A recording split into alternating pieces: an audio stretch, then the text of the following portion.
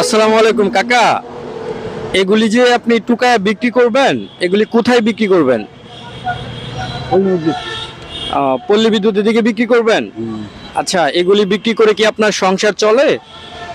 চলে চলে না? আপনার ফ্যামিলিতে কেউ নাই?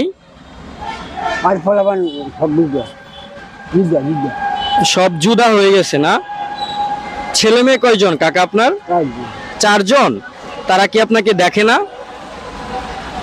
কাগজ দেখতে আমার আচ্ছা, তারা এখন কোথায় আছে আপনার ছেলে মেয়েরা? হ্যাঁ, আছে। গ্রামের বাড়িতে আছে। আচ্ছা, তারা কি করে বর্তমানে? তারা কি করে? কিছুই করে না।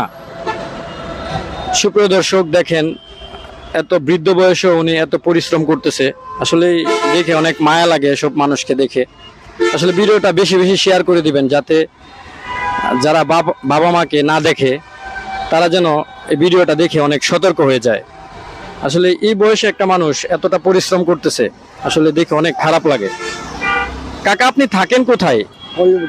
পল্লী বিদ্যুৎ থাকেন?